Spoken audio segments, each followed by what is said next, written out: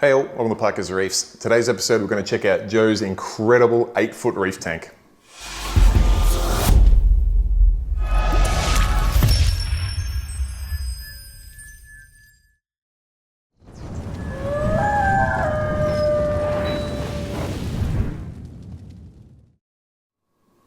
Alright, so the COVID world has started to lift a little bit and I'm able to get out of the house and come check out something that I love doing absolutely the most on this channel, and that is checking out other reefers' tanks. And today we're in for an absolute treat because Joe's got this incredible 8 by 2.5 foot reef tank that's got a lot of engineering thought process involved into it and some really smart things to keep this tank operational while he's working away from home in different countries or in different cities. So I'm really excited to introduce this tank to you and also meet the man behind the camera on Collecting Casey, a good friend of mine of the channel. They have a wonderful Pokemon card collecting channel. So if you're into Pokemon, check out Collecting Casey. I'll pop the link down below. But let's get on to meeting Joe and checking out this reef tank. For those of you that don't know me, my name is Joe. I'm a project manager at an engineering firm. I've been in the hobby for about 8 years now, 8 or 9 years. Firstly got introduced to it when I walked past a restaurant on Ridge Road and met someone who's now one of my best mates. He had a beautiful reef tank inside the restaurant. It was, I think it was a Taco Bell from memory, but I asked him about it and basically got hooked from there on in.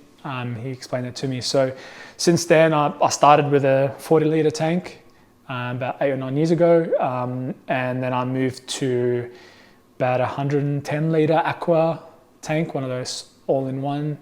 It was actually a freshwater, and then I converted it to a saltwater tank, and then I finally bit the bullet and bought a 4-foot custom-made tank, which was in a little 1-bedroom apartment in Richmond and took up probably, I'd comfortably say 20-30% of our living space. So I don't know how I sold that, taking it up the stairs, but hey, when you have a passion for the hobby, that's what you do.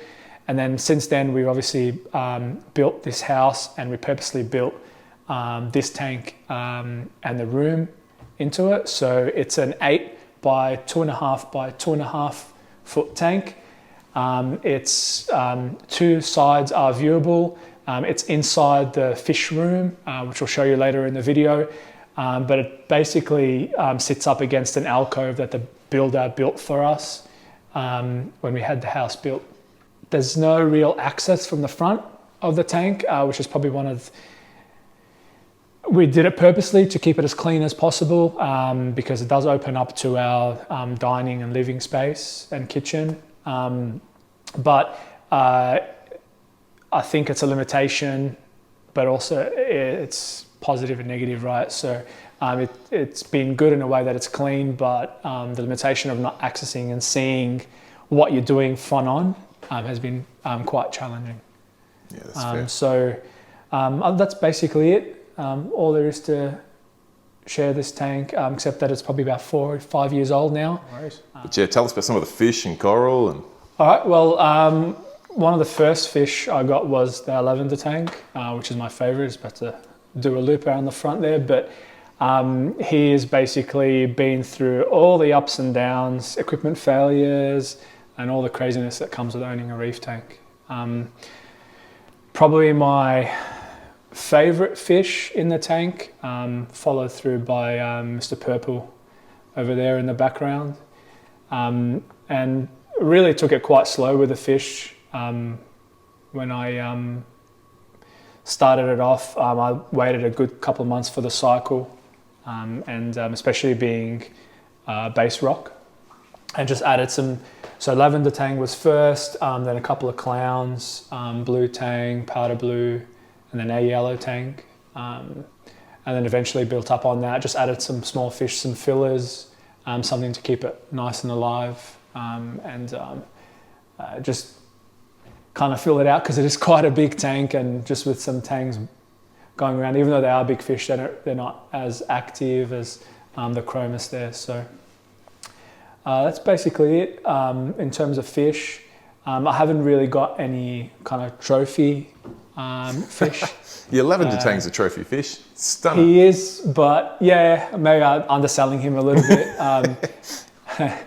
I'll do my dream fish is to get an Achilles tang to add in there, but I'm saving him for last because I don't want to disrupt the force and upset some fish in there. So I probably want to leave him till last. Coral wise, I've kept it pretty low maintenance because I do travel overseas quite a bit. So I've tried to not have anything that's too difficult to care for, although I do have some SPS, some sticks in there. But unfortunately, they're the first ones to suffer when something goes wrong. So I've got some softies in there, some hammers, an elegance on the right here, which my 2 clownfish decided to call home. But we won't tell them it's not an enemy. Yeah, basically got some Monty Cap back there too, which just gone absolutely bananas. We were talking before, trying to work out what specific species it is, but it's a bit of a straight rod. It's quite thick, kind of scrolling, but kind of plating. Not really sure. It's kind of what I would call what was going around for a while there is Aussie red cap, which looks like a cap, but maybe specifically is not a red cap. But I mean, in many ways, it's the best of both worlds because it's not as brittle.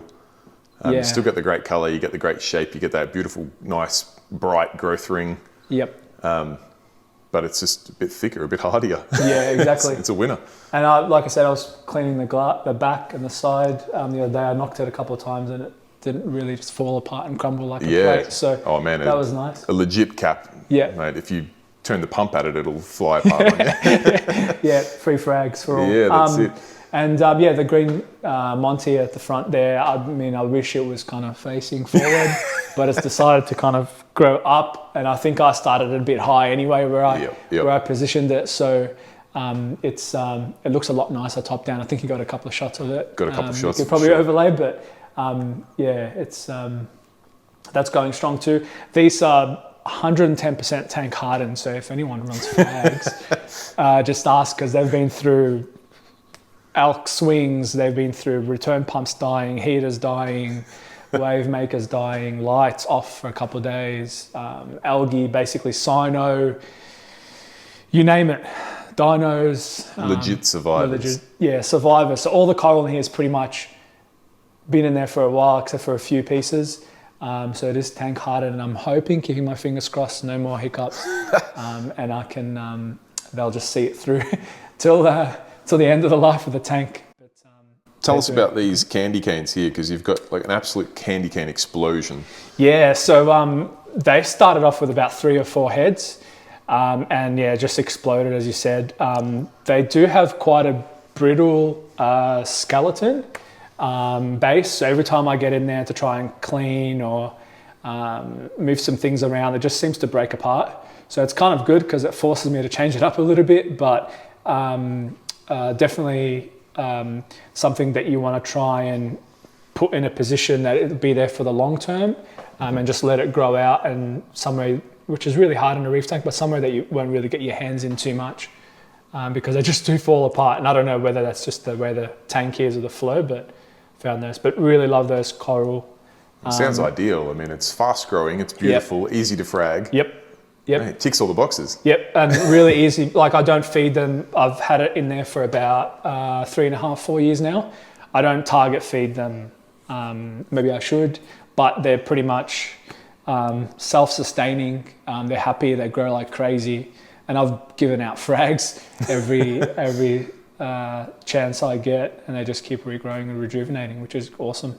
Beautiful. Best thing you can ask for in a coral. What about this little hammer trio down here? Because that's a beautiful little hammer garden there. The gold on the right, stunning, and you get a nice contrast with the green and then the teal in the middle. Yeah, so we tried to do like a bit of a hammer garden here, and trying to keep it in the low flow portion of the tank. And basically, it was a bit of picking out what's shiny in the store at the time. So I usually go into either Reflections or Deer Parks, and I'll just pick out what the prettiest is in You there. bet. I'm Isn't not that how very we all good go with coral names. shopping? Yeah. Some people are really into the names and know the specific, even the scientific names. But for us, it was just what looked nice, what gave the tank a bit of movement, a bit of flow as well. For sure. On this side, because sticks look pretty, but they don't move, and they can be quite boring, especially for family that comes around. And Agreed. Team you Mixed know, Reef all the way. the first thing they look at is the coral that moves and sways in the water. When they look at the sticks, they're just like, oh, what's that? And if you tell them you spent 4 or 5 times the amount on the sticks, they'd think you're crazy, right? Definitely. But yeah, it definitely gives the tank a bit of character, and I'd love to keep filling it out a bit more there. But yeah, the purpose was just to get as much color as we could in there, and something that's easy and will always look good in the tank no matter what. Mission achieved, I'd say. They're beautiful pieces. Thanks. Thank Absolutely you. beautiful. Any other pieces in here you want to talk us through? Nothing, specific. I did mention the Phoenix. Unfortunately, almost lost all of that in a recent tank crash, but it is coming back. So I had some major SDN issues there, but it is starting to grow back now, and it's making a recovery. So that's probably one of my favorite pieces. It's quite amazing at how it's got, I mean, you can see even from up the top of you, I'm not sure if we'll be able to get it there, but there's probably like 10 or 12 little nubs that are all growing back out again. Yeah. So I basically, when I saw it was SDNing, I basically put some, believe it or not, just some super glue around. It created like a false border around all those, and it seemed to, after a while, once the algae receded, it just grew back. Amazing. And it's recovered. So keep my fingers crossed, because it's a beautiful coral. I absolutely love it. Quick thinking.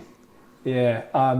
Luckily I was around for it, because we know that can happen, even though it's STN, but it can happen pretty quick. Yeah, SDN can still be pretty RTN-y. Rapid, yeah. It's a pretty fine line, I feel, sometimes. Yeah, and you're in that mix of, do I touch it? Do I not touch it? Yeah.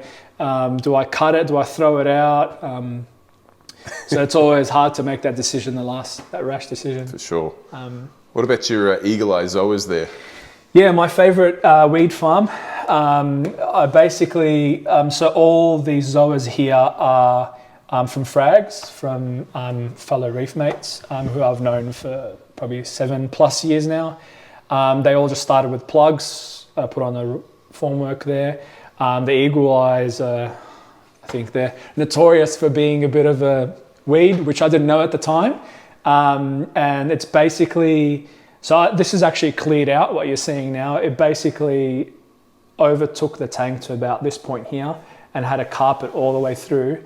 And it jumped across to that middle bommy as well, and was covered along the front, along the back. So I've basically ripped out the carpet, and I pulled out all that rock and pulled out all the zoas, but there's still a few bits there left lingering. So if anyone wants a frag, feel free to... Anyone wants to sign up to Death by Eagle Eyes? Yeah, I suggest creating an island in the middle of a tank. You can easily with just remove. sand around it. You can easily just chop the carpets as they go out, because once they jump, it's almost impossible to get rid of them. Because I mean, not to forget, this is an 8-foot long tank. That's a good couple feet, if not 2.5, 3 feet of eagle eyes. I was in one direction and then went across the back. So yeah, man, they settled in nicely.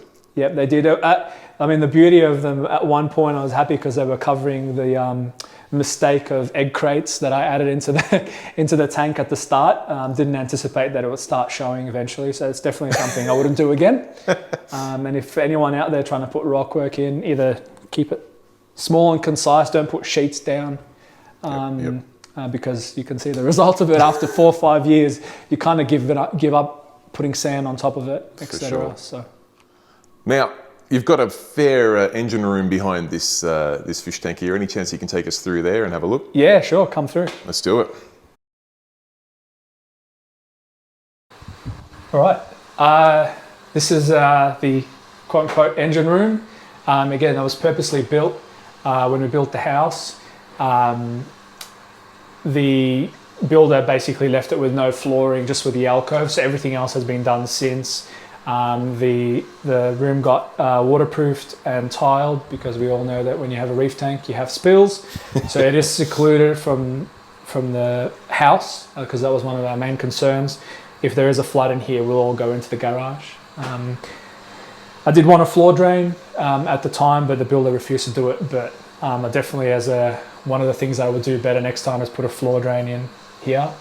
The purpose of it really was just to keep it out of the tank, out of the house, sorry. Keep it secluded in terms of just the mess and the spills. And that way I could just come in here and do my own thing, leave the mess, and then walk back into the house without worrying too much about the wife getting upset with me, as we all know that too well. This cabinet is an IKEA special. So it's got a heap of drawers and storage where I can put in all my easy access, fish food, fragging equipment, testing equipment. I've got lots of spares, and under here I've got my litre meter, automatic water change system, and Reef Pure RO system. So this was a DIY job, and up here we've got what I like to call the controller panel, or the electronic panel. It's come through a lot of changes, a lot of equipment changes. You could probably see from all the screw holes everywhere, but the purpose of it was to keep everything off the ground, away as much as possible from water and any splashing of water as well. And also kept it under the evap cooler as well, because it does get quite hot in here too, so it keeps it nice and cool, because we know electronics don't like heat. Absolutely. So yeah, it's basically, in summary, it's controlled by an Apex. I think it's a 2016 model Apex. Still got the old energy bars, because we don't have the new ones in Australia yet, and yet keeping our fingers crossed. So if they're listening, please, we'd like the new Terrence from the Neptune new boards. Systems, come on, man. Yep, come on. We're waiting for our upgrades. So yeah, I maintained the screen as well from the old one. That's the best thing about the old one, I reckon. It was a shame when they ditched that. Yeah, I agree. That's why I kept it. So handy. Yeah. I mean, you could run an iPad or a little tablet, but I think this is really easy. It's great. It hits the point. It does what you need. It's just simple. Yeah. Don't have to worry about internet connectivity and battery dying and etc. So totally. It's really good. So yeah, basically all my lights, power supplies, all my main controllers are here, including for my return pump and for my skimmer. I've got a battery backup too, which runs 2 of my Wavemakers MP40s during power outage.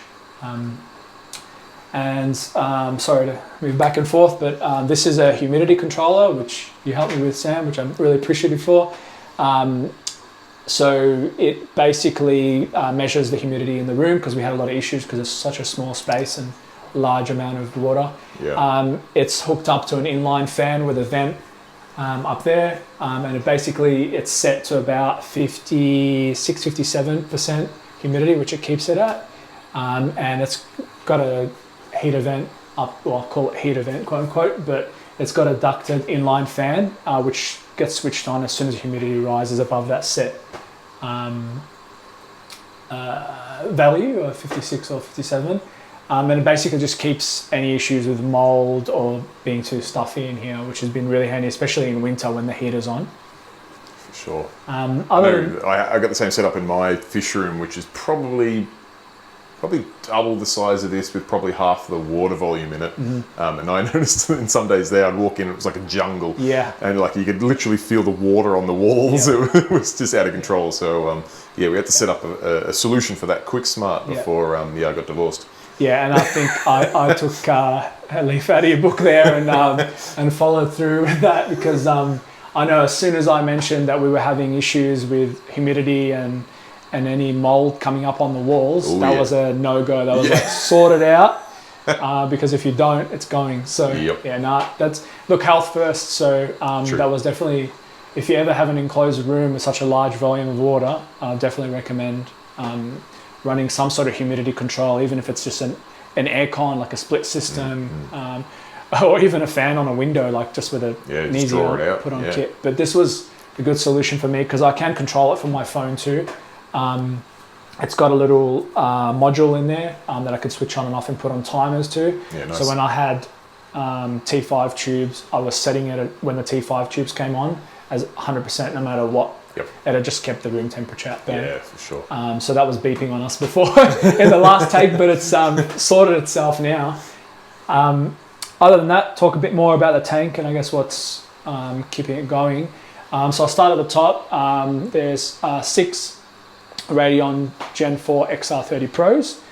They've been recently added. As I said in the past, I mainly ran ATI hybrids, a 3 and a 4 foot, which is what I had the rails for, to change those fun T5 tubes that are so easy to get in and out. Yeah, I could basically roll that out, change the tubes and slide it back in, which gives good access to the tank as well.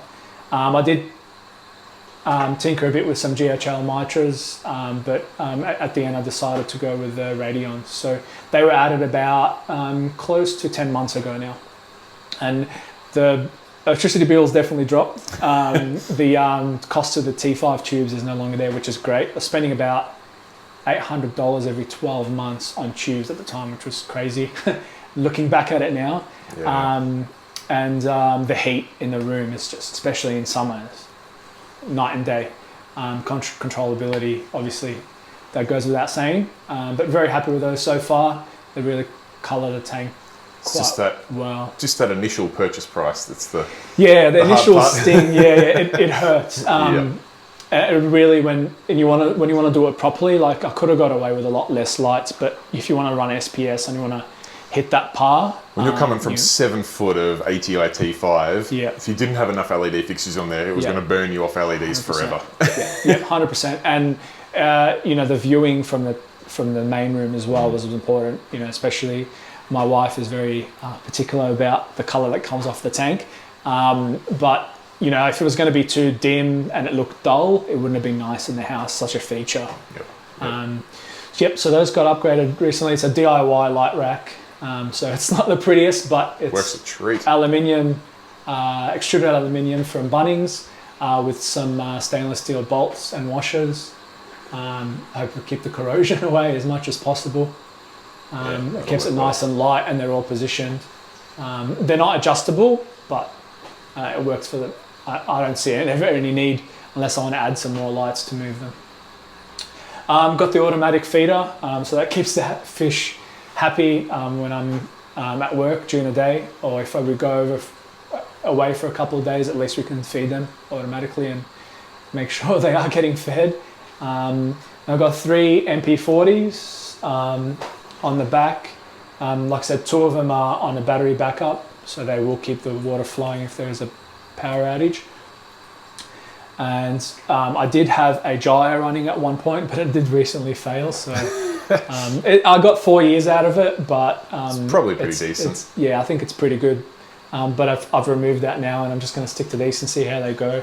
I may eventually get an MP60 after hearing your story, Sam. Big fan of the MP60s, yeah. Enticed. I love these little hooks you've got here just to keep the cables up out of the way. You don't have to be cutting cable ties or whatever if you need to take the dry side off. Yeah, so these were made by Anything Acrylic, Thomas, as you know him, and a few other bits and pieces, including the power supply holders.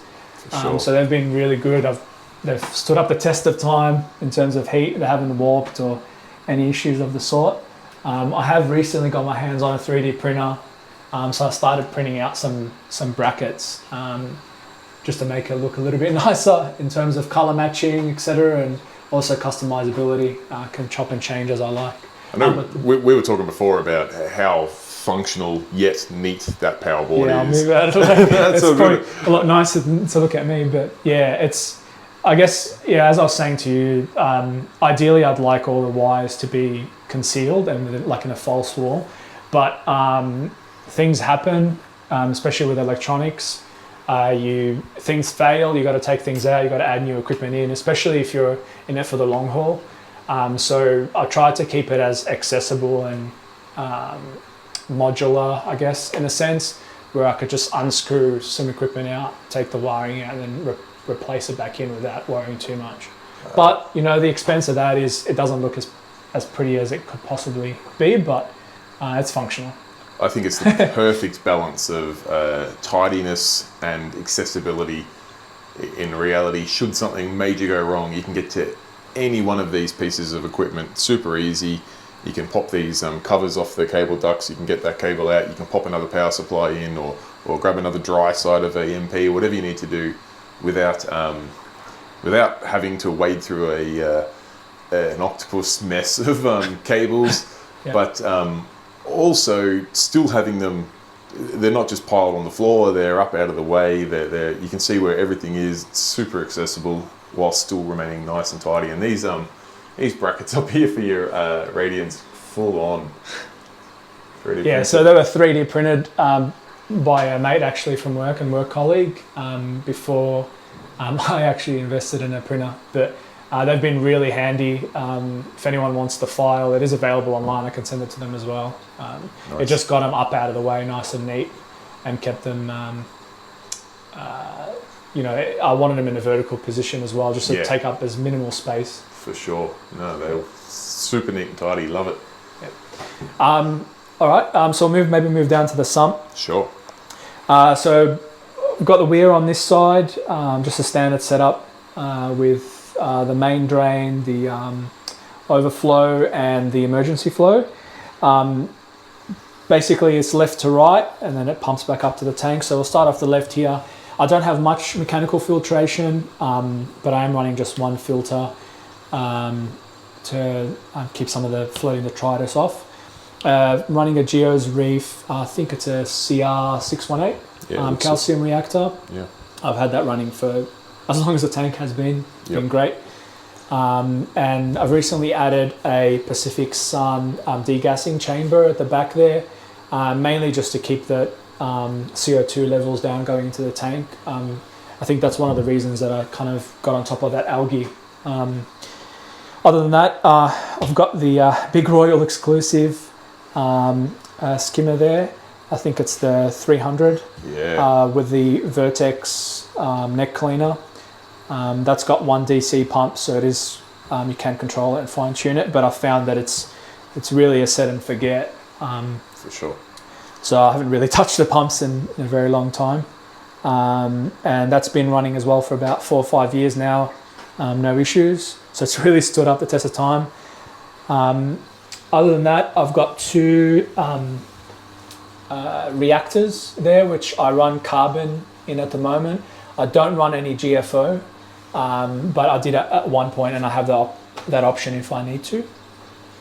Then I've got a fairly large refugium, which at the moment is being powered by, originally it was being powered by a Bunnings special floodlight, but I did recently upgrade to the I think it's the H380 Kessel, which at the height that the other lamp was on, absolutely destroyed anything that was algae in there. It just burnt it to death. Right. And so I really had to, lucky I've got quite a high tank, so I really had to raise it up because, as you know, it doesn't have that controllability. Yep. So it's definitely something I wish it did have, especially for someone that has that depth height issues. But it grows macro like crazy. I mean, we've all seen the BRS videos where they're doing those back-to-back tests, and that was really what drove me to buying it. And that's been going really well. And then towards the end of the sump there, I've just got some float valves, which are my ATO, and also a low and a high alarm. And I got the Apex just switching off some pumps and heaters if any of those do set off as required. Got a couple of heaters in there, 300 watt heaters, and a Royal exclusive RD3 80 watt pump, and the Mantis, I think it was the 4,000 litres per hour, which I bought after your review, so thanks for that. It's been a really good buy. Good stuff. Yeah, and all those were bought from Nick at Aquabella, which has been really good because, as you know, I had a few issues with equipment, but not to the manufacturer's fault, but things that go wrong, damage in trans, etc. And Nick's been really good. Reef Tank Life, but yeah, Nick's one of the best in the business. Super easy guy to deal with. Yep. So shout out to Nick. Thanks for the overnight replacements and keeping the tank alive. I know he he knows this is the proving ground because anything that comes here seems to get tested to the limits, and most stuff survives. But when the small few that do have failures, especially in the early lives of the early design, he does get on top of it straight away, which I appreciate. Perfect. I noticed a little KH Guardian down here. That's been on there for a couple of years now, and recently did some upgrades to it. The main reason for purchasing that is because of my overseas travels pre-COVID. So sometimes I'll be away for 2 to 3 months. And a lot of the crashes that I had were based on elk. So the outlet of the calcium reactor blocking. So that's really my safeguard. It just keeps it in check. It's plugged into my Apex and it sends me, I've got it set up so if the KH drops below a certain amount or goes above, then it'll send me a warning and I know to come in and have a look at it, or at least if someone's here, they can come in and check on it for me. So that's been really good. Love the fact that you can just pull it apart yourself and order replacements and upgrades as you go. You don't have to buy the next model. Yeah, for sure. Which has been really good. And Alex has been really good in helping us out. Alex is a champ. Another champion in the hobby, sending spares, when needed, when things go wrong or when things need to get replaced, wear and tear products. So that's been really good. And other than that, it's just the Versa pump under there as well, which I recently added to feed the calcium reactor, nice. Which I would still say is in testing mode. I wouldn't, I'm not 100% sold on it yet, but there's been too many potential red flags early on in that product's life cycle to hold your hand on your heart and say for sure that it's the only way to go. But hopefully it continues to develop. It hasn't failed on me, and I've had it for about a year. I've had to replace the tube on it, obviously, running 24/7. We're pushing it to the limit, but it's one of those things where it's such a crucial part of the tank that you want to be 200% certain. So before I guess I recommend it or say it's really stood up the test of time on the tank, I'm still in testing phase in that. Fair call. I don't think anyone would begrudge you for saying that. That's a fair statement. The Versa is still, whilst there's not much else on the market, maybe you just apart from a Kamoa, it's still got a little way to go to prove itself as an absolute staple in the industry. But it's going strong, and I'll just keep a close eye on it. And I got my Guardian over here, just keeping a close eye on it too if anything goes crazy wrong. For sure. So moving on to the back here, so I've got my ATO drums in the background, so they're 100 litres each. The top one's not in use at the moment. It's just the bottom one, which I found sufficient after adding the automatic top off. You sent me a MS Paint schematic about 4 or 5 years ago. One of my super high quality diagrams. So this little box here's got a couple of solid state relays in there, which I put together myself with your instruction and help. But it basically once the drum is depleted to about the bottom 10-20%, it'll turn on a relay for the RODI unit and fill it up, and then it'll stop it at the top. And that's been again running for about 4-ish years with no issues, which has been really good because it's been hands off. So handy to, I always think it's funny that we automate our top off, but we don't automate the top off for the top off. The first tank that I started with, I was using drums.